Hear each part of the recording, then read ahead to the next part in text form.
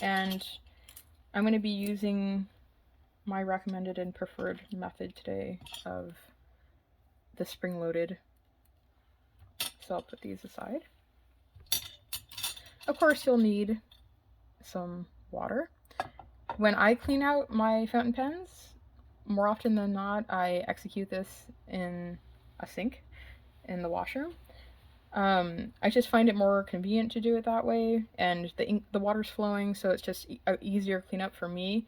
But for the purposes of this video, I'm going to be doing it with just a bowl of water.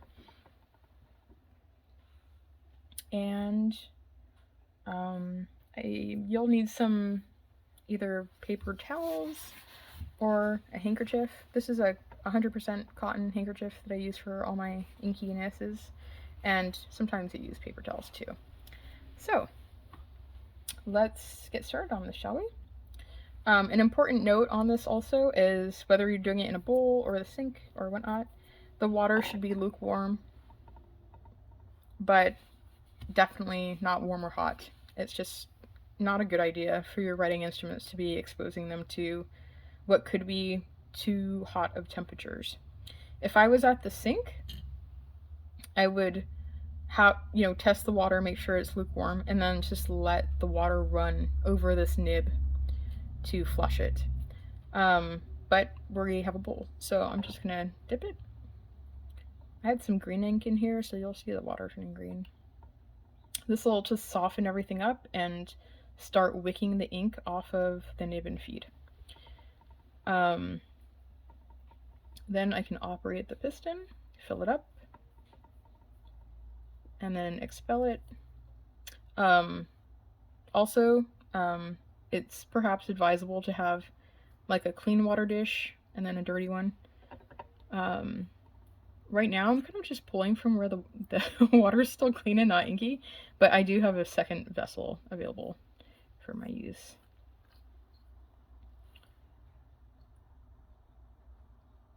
Okay, that's a pretty good start.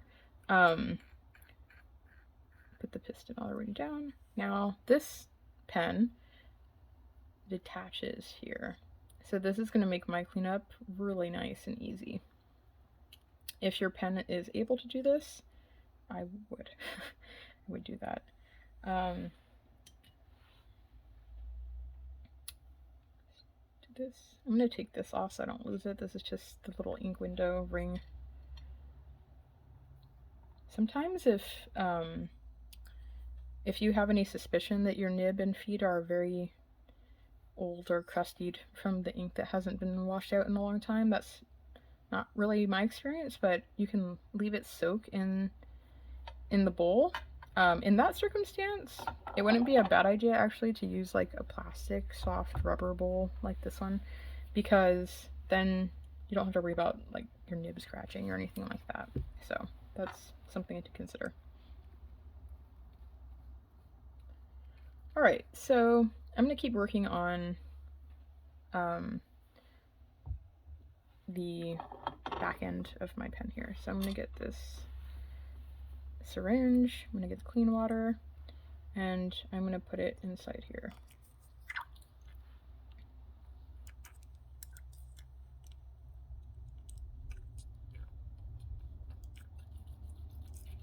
Sometimes I just operate it back and forth, and that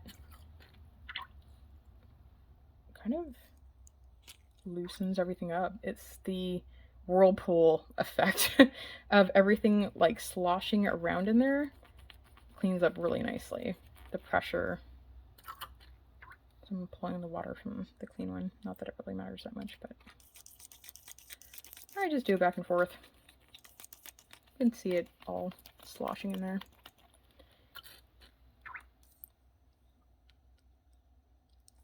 So I'm gonna fill it up again and then slosh.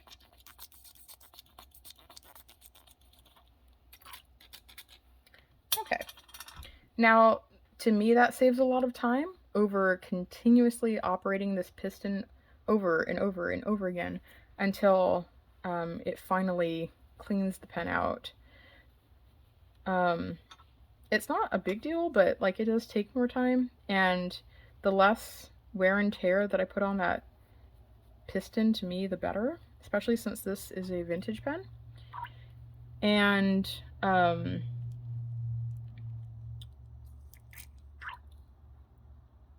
it's less maintenance, I think, also, because then I'm not going to have to replace, or excuse me, apply more silicone grease and all that to the piston sooner from just operating it so much from cleaning it out. So that's just my recommendation. Now you can fill it up partially like this and kind of plug it with your finger on either side and then give it a shake to clean it out also. Now I'm going to go ahead and expel the water out using the piston rod. Everything looks really clean. I do have an ink ring mark there. You know, if I wanted to go crazy on this, I'm sure it could be taken care of, maybe with some pen flush or something, and let it soak, or even just water. If you let it soak for a length of time, that would definitely take care of it. But I'm not really, more green's coming in here, so I'm not really concerned about that today. Okay, and then looking in the nib and feed here, I can see that there is some green seeping out of it. So we're going to go ahead and take that out. It's had a few minutes to soak. And just dry it off a little bit. Alright, then I will take my toothbrush and give it a little cleaning. It's like a day at the spa for your nibs, your whole pen, the innards. Some people really don't like cleaning their pens out, and personally, I don't really get what the big deal is. Like, it doesn't bother me to do it that much. I like to take care of my instruments, and this is part of that. So I'm filling up the water in the bulb syringe, holding the nib and feed unit, and then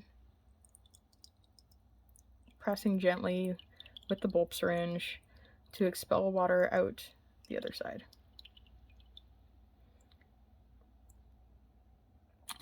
Generally, when it runs clear, you're good to go. But just for good measure, I'm going to do it again. It's going to flush out any paper fibers that might be in the nib and feed, and just give it a really good flush. Any debris, dried up ink, any of that. Give it a little plunge. I'll dry it off again. And just like that, we are going to be pretty good to go for refilling.